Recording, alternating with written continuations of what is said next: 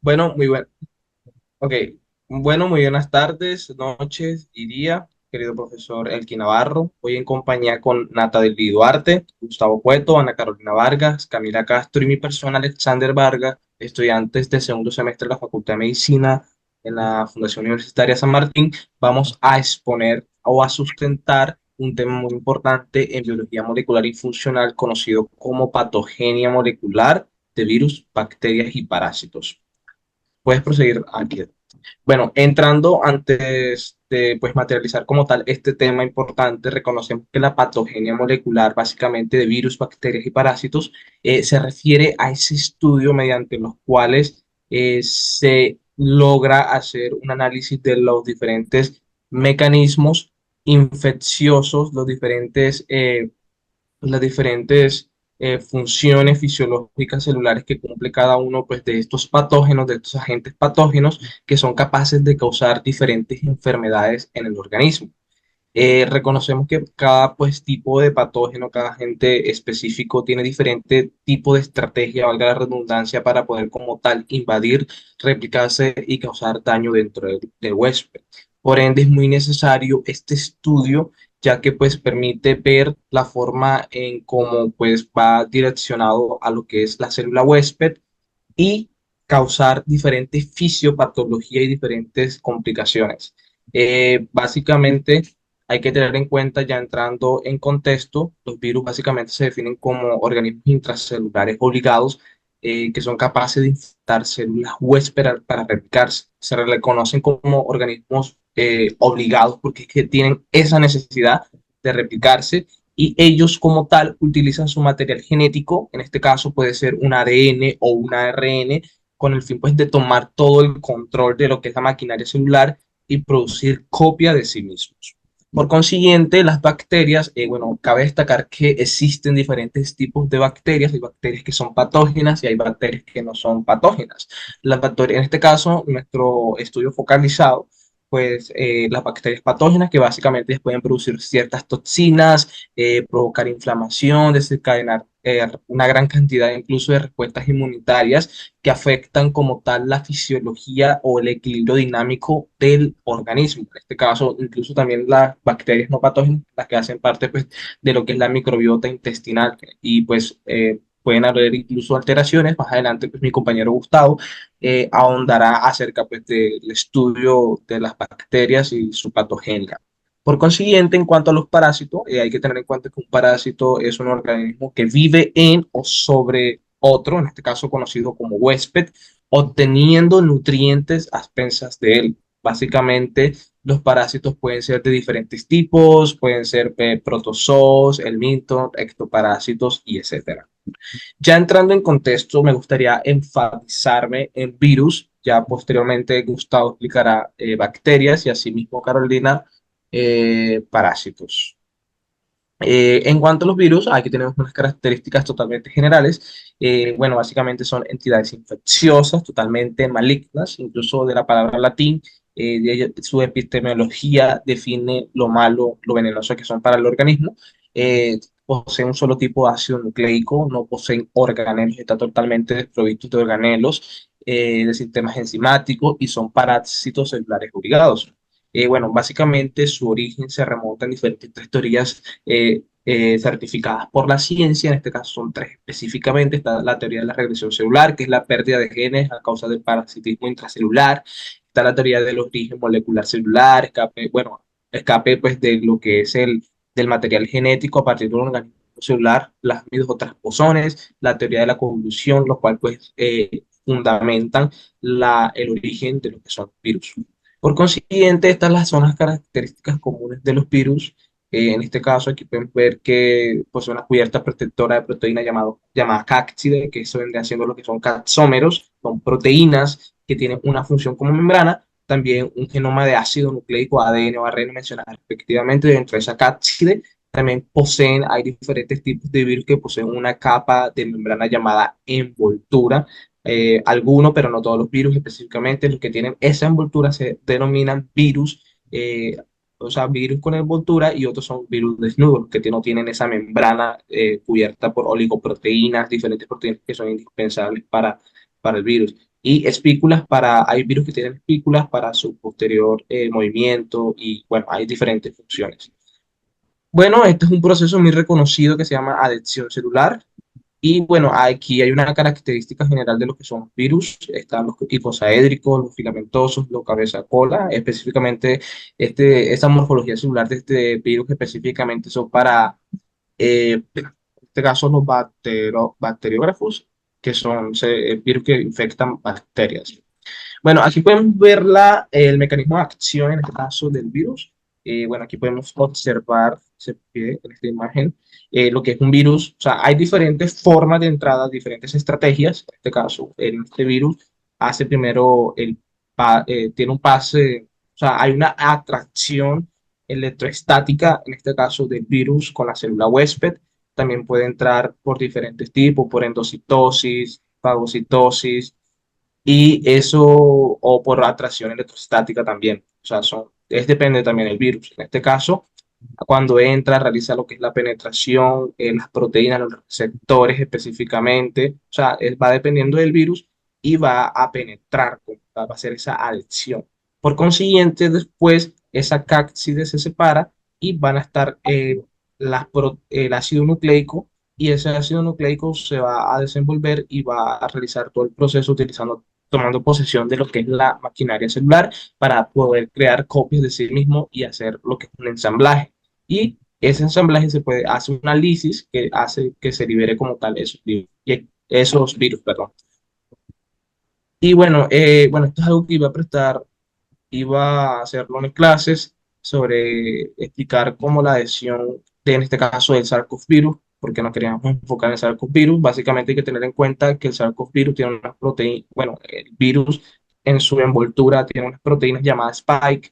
Esas proteínas en la célula huésped, en este caso, ellas, en este caso, la principal puerta de entrada vendría siendo la AC2, una enzima que ya tiene una cierta atracción con esa proteína spike y van a ser, o sea, ellos se atraen esos receptores con esa puerta principal y van a ver en la proteína spike dos subunidades, en este caso la S1 y la S2. La S1, ella se une con esa AC2 y posteriormente otras proteínas llamadas las serines proteasas, ellas van a cortar esas unidades S1 para que la unidad S2 se pueda unir al virus se pueda unir a la célula huésped, perdón, y el virus pueda ingresar, en este caso el SARS-CoV.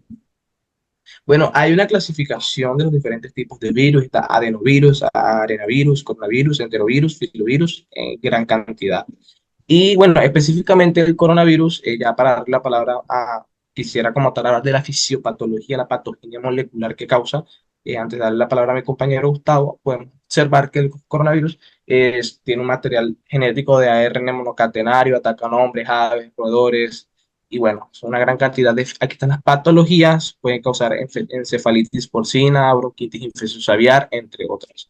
Y bueno, aquí algo muy interesante, ya los efectos citopáticos y fisiopatológicos, algo que hay que recalcar que el 83% de las células que tienen el receptor angiotensina ACO2, al cual se une al virus, son células específicas del pulmón llamadas células epiteliales alveolares tipo 2. Esas células alveolares tipo 2 contienen muchos genes que ellos le dan como tal ese paso predilecto a lo que es el virus y lo ayudan como tal a replicarse dentro, pues, dentro de ese conjunto de células. Y bueno, eso puede causar diferentes respuestas inmunitarias y puede afectar como tal el sistema inmunitario y puede causar diferentes patogenias, que en este caso es el objeto de estudio, que es el edema y la neumonía. También efectos citopáticos y fisiológicos en el sistema nervioso central, las células que expresan ACO2 corresponden a neuronas, neuroglía y células del endotelio neurovascular. Esa neuroinvasión por el coronavirus puede ocurrir por dos grandes mecanismos, que puede ser uno hematógeno y uno neurogénico, y pueden causar diferentes fisiopatologías, tales como cefalia, cefalopatía, delirio y convulsiones.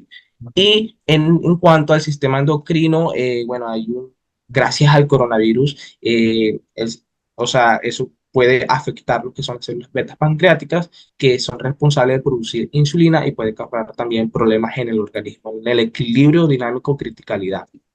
Y bueno, aquí hay unos efectos citopáticos y estos son los adenovirus, que bueno, nuestro objeto de estudio básicamente vendría siendo lo que son el virus, específicamente el coronavirus. Bueno, en mi caso les voy a explicar un poco sobre las bacterias, en el cual nos identificamos de que son organismos, este, microorganismos unicelulares que no tienen un número definido ni estructuras internas membranosas, en el cual encontramos varios tipos de bacterias. Como se observa en la imagen, encontramos uno que se llama coco, que se clasifica como coco, pero se subdivide por diferentes tipos de coco, como en el caso del diplococo encapsulado, el estafilococo, el estreptococo, la zarcina y la tetrada como tal, que son cuatro cocos. En la siguiente, pasa a la siguiente diapositiva. Encontramos otra organización que son los bacilos, que tienen forma de bacilo, en el cual también hay uno que se llama cocobacilo, que tiene como una forma de coco, pero también forma de bacilo, y por eso se llama así cocobacilo. Está el bacilo normal, la empalacilada, que es el que está mayormente desde un punto de vista vertical, y el diplobacilo y el estreptobacilo. Y hay otros diferentes también tipos de bacterias. Siguiente diapositiva. Este, para hablar de las características, encontramos de que tienen una estructura muy simple, como lo pudieron observar en las diapositivas anteriores, de que solamente con el mismo nombre, pues pueden, por la morfología, se pueden identificar cada uno de esos nombres. Carecen también de un núcleo definido y puede ser beneficioso y perjudicial para los seres vivos. Como dijo mi compañero Alex, también tenemos que identificar de que las bacterias también hacen parte de nuestro cuerpo, y existe una simbiosis en nuestro cuerpo, ya que ellas hacen parte de nuestra microbiota. También nos sirven para nuestro cuerpo como tal, nuestro organismo. Entonces, también son beneficiosas para nuestro cuerpo. Este, encontramos de que hay varios tipos de forma. La pared celular, que hay pared celular gram positiva y gram negativa, que ahora más adelante les voy a explicar un poco más sobre ella en el caso de los antibióticos. Y también puede ser heterótrofas, autótrofas, y algunas pueden moverse como tal. Siguiente diapositiva. Acá les voy a explicar un poco sobre los tipos de antibióticos para combatir la bacteria como tal. Encontramos el de la membrana bacteriana, el de la pared bacteriana y uno que, como tal, el de la síntesis bacteriana. Ahora en la siguiente diapositiva les voy a explicar un poco sobre el funcionamiento de estos antibióticos. Encontramos que en el de la pared celular, como tal, sabemos muy bien de que las bacterias están conformadas por una membrana celular, que es la que vemos en blanco, y una pared celular, que es la que vemos en azul. Entonces, encontramos que la gram positiva, en el caso de la gram positiva, solamente tiene una capa que es más gruesa en la pared celular. Lo que ocurre es que hay tipos de antibióticos, como es en el caso de la penicilina, que la penicilina lo que hace es unir esos enlaces este, del peptidoglucano como tal. Ellos como se ve en la imagen a la derecha, de que la penicilina es la que une como tal esos enlaces. Entonces, hay varios antibióticos que se encargan, como es el caso de la penicilina, de abrir y de separar como tal, esa pared celular. Y lo que ocurre ahí es que el H2O, o sea, por ejemplo, en el caso del agua, puede ingresar fácilmente a la célula, a la bacteria como tal, y puede causar un estado hiperosmolar y puede causar una muerte de la bacteria. Como por ejemplo, si echamos agua por ejemplo, en una bomba o algo, en algún momento se llega a explotar. Entonces se puede ir entrando el agua, el líquido, y en algún momento la bacteria como tal va a explotar, va a causar una lisis celular. En la siguiente diapositiva, ahora pasa a la siguiente diapositiva, encontramos uno que es el de la membrana celular, no, antes, el de la membrana celular, en el cual hay uno que es que como tal se enfoca en los lipopéptidos, que es la destimicina. Como tal, ellas forman unos poros en esa membrana celular, y lo que causa es que también se van ingresando el líquido y puede causar una despolarización. y al final morir esa bacteria. O sea, como tal, este antibiótico es un bactericida, porque al final mueren, causa la lisis celular. En el caso, también encontramos la polimicina, que como tal es el detergente que acaba también con la membrana celular y causa una lisis celular. Están los inhibidores del ADN, como es en el caso del metronidazol y la nitrofuretreína, que como tal causa la ruptura del ADN y implica de que de pronto no se puede replicar como tal y no puede traer como tal las proteínas y al final no se construirá, no dará vida a las bacterias como tal y también sería un bactericida. Siguiente diapositiva. Encontramos también que las bacterias como tal, que esa es la problemática más grande que existe en la actualidad, en el cual las bacterias tienen la capacidad fácilmente, desde que nacen, fácilmente de replicarse, o sea, de traer, de darle vida a otras bacterias. Y el problema principal es que por el simple hecho de los antibióticos, las bacterias tienen la capacidad de traer resistencia a esos antibióticos fácilmente, sea por plásmidos o sea por el caso de los genes como tal, de cómo se unen esos genes el momento de traer otra bacteria como tal. Entonces, fácilmente las bacterias pueden en cualquier momento causar resistencia a esos antibióticos. Entonces, encontramos de que hay varios tipos de mecanismos de resistencia a los antimicrobiana que como tal son tres, que es la adquisición de genes foráneos, la mutación en genes cromosomales, la transferencia horizontal de la información genética. Siguiente diapositiva. Ajá, parásito. Bueno, ahora yo les voy a explicar acerca de los parásitos. Antes de entrar en el contexto como tal de los parásitos, yo voy a decir una definición de esto. Los parásitos son organismos que dependen de otros seres vivos llamados hospedadores para así sobrevivir. Se alimentan también de los nutrientes y los recursos del hospedador, lo que puede causar desde molestias leves hasta enfermedades graves. Ya ahora les voy a comentar sobre los tipos de los parásitos que existen. Están los parásitos internos, los parásitos externos, los parásitos unicelulares y multicelulares. Los parásitos internos podemos encontrar o se puede subdividir en endoparásitos, que son aquellos que viven dentro del cuerpo del huésped y un ejemplo de esto incluyen los helmintos intestinales. Los helmintos intestinales son gusanos intestinales como las lombrices. También podemos encontrar los protozoos como el Plasmodium, que es la causante de la malaria, y ciertas larvas que pueden infectar los órganos internos. Como ya decía, también podemos encontrar los parásitos externos. Aquí se puede subdividir en ectoparásitos. Los ectoparásitos son parásitos que viven en la superficie del cuerpo del huésped.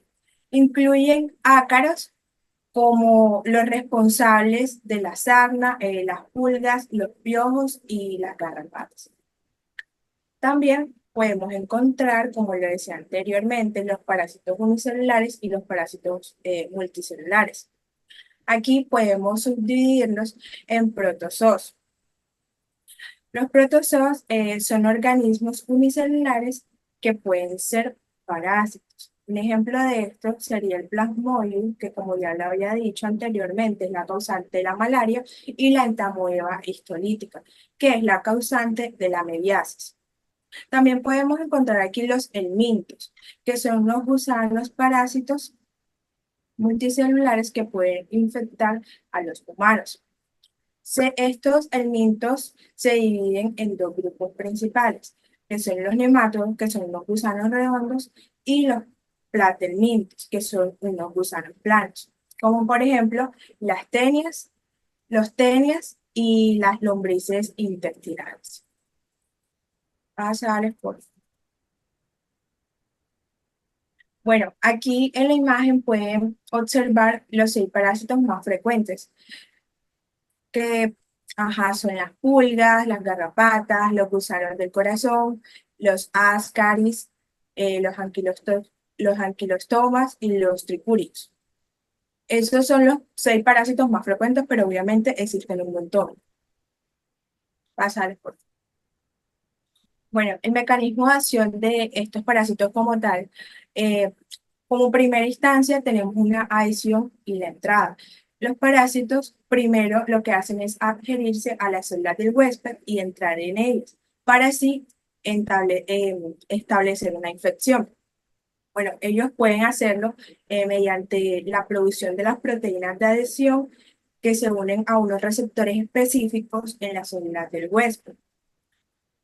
Una vez adheridos, ellos también pueden secretar unas enzimas o utilizar otras estrategias para así penetrar las células del huésped. Como segunda instancia, tenemos la evitación del sistema inmunitario. Los parásitos evaden las defensas del sistema inmunitario del huésped para así sobrevivir. Ellos pueden hacerlo mediante una modulación de la respuesta inmune del huésped, suprimiendo la actividad de los glóbulos blancos o evadiendo una detección por parte de las células inmunitarias. Algunos parásitos pueden también cambiar su superficie celular con el tiempo para así evitar ser reconocidos por el sistema inmunitario.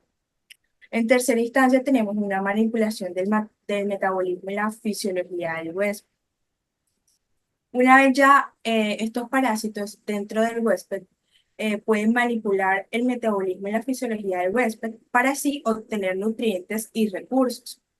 Ellos pueden secretar unas moléculas que alteran, lo que van a hacer es alterar la señalización eh, celular del huésped, induciendo así a cambios en su metabolismo o en la función celular que benefician al parásito. Y por último, no, luego sigue el daño tisular y la patología. Algunos parásitos pueden causar un daño tisular directo al hueso mediante una degradación de tejidos o una inducción de una respuesta inflamatoria excesiva. Esto puede dar como resultado la destrucción de las células y los tejidos, contribuyendo a los síntomas de una enfermedad parasitaria. Bueno, ahora sí, por último, tenemos una manipulación del comportamiento del huésped. Aquí es donde se puede decir que algunos parásitos tienen como esa capacidad de manipular el comportamiento de su huésped de manera que favorezcan su propia supervivencia y reproducción, o sea, por el bien común de ellos. Esto puede incluir cambios en el comportamiento alimentario, la actividad física o la reproducción de dicho huésped, que lo que van a hacer es aumentar la probabilidad de la transmisión del parásito a otros. Pásale. Bueno, el diagnóstico molecular de estos parásitos. Primero, se da una extracción de los ácidos nucleicos. Antes de realizar cualquier prueba molecular, ya sabemos que es necesario extraer y purificar el ADN o el ARN del virus, ya sea de virus, bacterias o parásitos, en este caso, parásitos, presentes en la muestra clínica. Esto se puede lograr a través de diferentes métodos de extracción, como en la precipitación con solventes, las columnas de sílice o los sistemas automatizados de extracción. Como en segundo lugar tenemos la amplificación del material genético. Antes de realizar, bueno, una vez ya extraído el ácido nucleico, se procede a amplificar unas regiones específicas del genoma del parásito mediante una técnica llamada PCR, que es la reacción en cadena de la polimerasa. En el caso de los virus, se puede utilizar la PCR convencional o la PCR en tiempo real, que es la qPCR. Pero para detectar y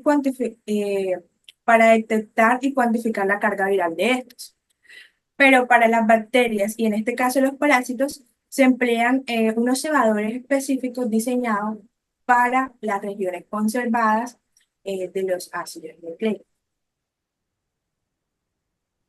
Bueno, en tercera tenemos una secuenciación eh, que en algunos casos, especialmente cuando se requiere una identificación precisa o una caracterización más detallada, se realiza la secuenciación del ARN o el ARN amplificado según sea el caso. La secuenciación puede proporcionar una información sobre la identidad de la especie, la presencia de mutaciones relevantes o la resistencia a los medicamentos. Y ya en última instancia tenemos una validación y unos análisis de resultados. Bueno, es importante validar dichos resultados obtenidos mediante las pruebas moleculares con controles positivos y negativos apropiados. Además, se pueden como realizar análisis bioinformáticos también para interpretar dichos datos de secuenciación y compararlos con unas bases de datos genéticos para la identificación precisa de dichos agentes infecciosos. Ya. A continuación, mi compañera Natalie de Pablo.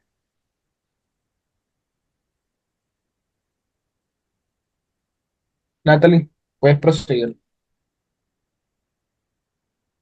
Tienes el micrófono apagado. Y ahora sí. Para hablar del desarrollo de nuevos antimicrobianos, hay que tener en cuenta que son sustancias orgánicas producidas por microorganismos, que estos buscan actuar sobre otro microorganismo, ya sea para inhibir su crecimiento o para destruirlo. Se necesitan más fármacos con mecanismos de acción novedosos, ya que estos van a combatir la infección y a causa de bacterias, hongos, parásitos, y así van a ser resistentes a los antibióticos y van a ser antimicrobianos existentes. Para el desarrollo de nuevos antimicrobianos se utilizan técnicas avanzadas para identificar de manera precisa y rápida un virus en una clínica. Esto incluye el uso de métodos como la reacción en cadena de la polimerasa, PCR, para detectar el material genético viral. Pasales. Teniendo en cuenta que esto se ha investigado sobre nuevos tipos de antimicrobianos para combatir las infecciones causadas por bacterias resistentes, especialmente las que causan sepsis. ¿Qué es sepsis? Sepsis es una respuesta del cuerpo a una infección o inflamación grave que puede llevar a una generalización, ocurriendo daños de tejido o disfunción de los órganos. Se encuentran como el Streptococcus, el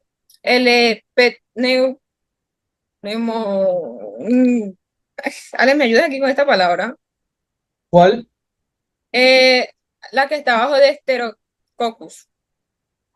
Disculpa. Streptococcus nominado. Ah, Staphylococcus aureus. Ajá. Bueno, resistentes a la penicilina y también resistentes a la miticina y Enterococcus resistentes. Pasa. También hay que tener en cuenta que la OMS realizó una lista de patógenos prioritarios para la I+D de nuevos antibióticos. ¿Esto qué quiere decir? Que esta lista fue elaborada para tratar de guiar y proponer una nueva investigación de desarrollo, así teniendo en cuenta prioridades como críticas y los tipos de reseñas que se dan a esos antibióticos. Este grupo critica que incluye las bacterias multireceptoriales, que son especialmente peligrosas. Pueden provocar infecciones graves a menudo y también puede provocar un derrame corriente sanguíneo. Pasa.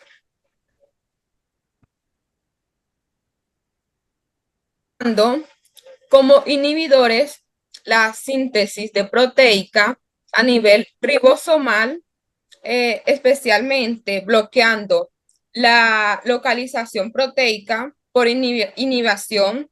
Esta se trata de bloquear el paso de los ribosomas y así poder evitar que este virus sea localizado.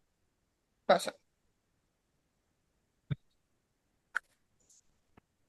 En otros medicamentos actúa inhibiendo la síntesis de proteínas bacterianas al unirse de manera reversible al sitio P. Esto quiere decir que el ribosoma bacteriano lo que evita es la formación del complejo de iniciación y elongación de la cadena poplítea. Polipeptídica. Haciendo una excelente actividad frente a los cocos gram positivos, como decía mi compañero, incluye cepas que estos van a ser resistentes a la penicilina y está también enfocado en la Staphylococcus meticilina resistente al Enterococcus, vanconomicos y resistente por su buena penetración intercelular.